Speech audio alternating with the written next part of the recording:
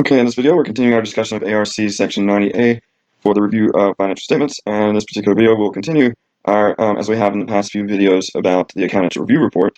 And in this instance, how do we modify our Accountant's Review Report when the financial statements include supplementary information?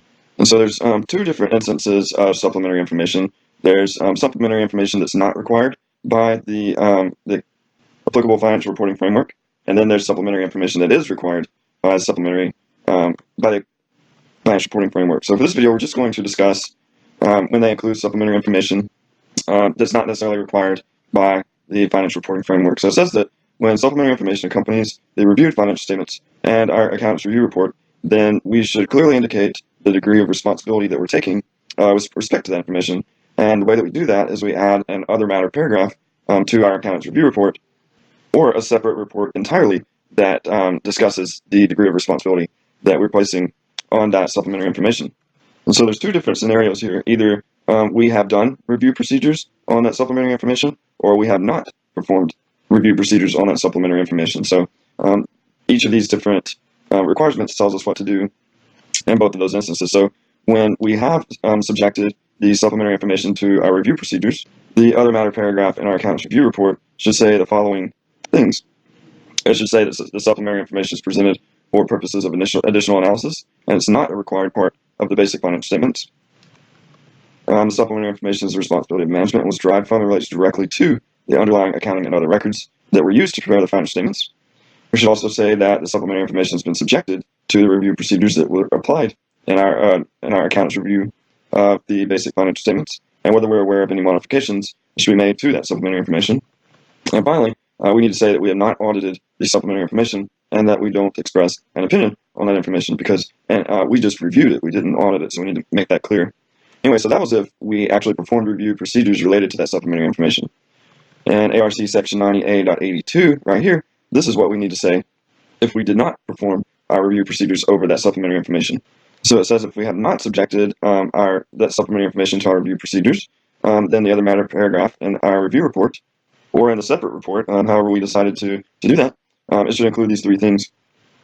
It should say that the supplementary information is presented for purposes of additional analysis and is not a required part of the basic financial statements. And that was the same as up here.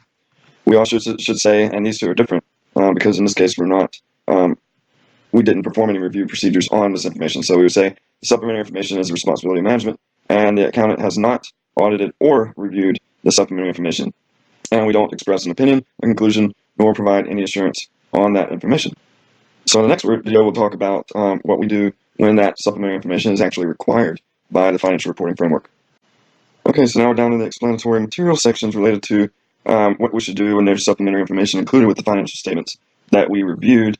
And they give us an example here of how that paragraph might read that we discussed when we are notifying the users of the financial statements the level of procedures that we have formed. So it says this following example of how we should word the other matter paragraph is addressing supplementary information when that supplementary information has been subjected to the review procedures. So this is the first instance that we discussed above where we have performed review procedures over the supplementary information. So in this instance, we would say the accompanying supplementary information, we can name it, was presented for purposes of additional analysis, and that was the first bullet point from above, and also that information is responsibility of management, and it relates directly to the underlying accounting and other records used to prepare the financial statements. And we can say that because we did the review procedures that make sure that is the case. And then next we say that the information has been subjected to the review procedures that were performed in our review. And our conclusion here that we're not aware of any material modifications that should be made to the supplementary information, and also that we have not audited that supplementary information and we do not express an opinion. So this basically includes all of the bullet points that we saw in the requirement above. And next, we have an example of how our other matter paragraph should read if we have not subjected the supplementary information to our review procedures. And in this case, we say the accompanying supplementary information is presented for additional analysis, is not required part of the basic financial statements. It's the same sentence we have up here. The difference is that we would say that this information is the responsibility of management, but we can't say that it relates to the underlying accounting and other records because we didn't perform any review procedures, so we leave out that part.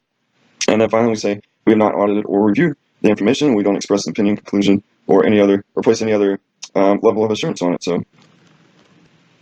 So finally we have a suggestion here to place maybe a sentence at the bottom of each page of the supplementary information. It says something like, see independent accountants review report, and that way we would maybe minimize the possibility that a user of the supplementary information might infer through our association with the information that we place some level of reliance on it when maybe in fact we didn't. So, and that's to mitigate the risk that maybe the supplementary information becomes unattached on the accountant's review report. So this would tell them that, hey, there's an accountant's review report that explains this information, so you need to go read that accountant's review report.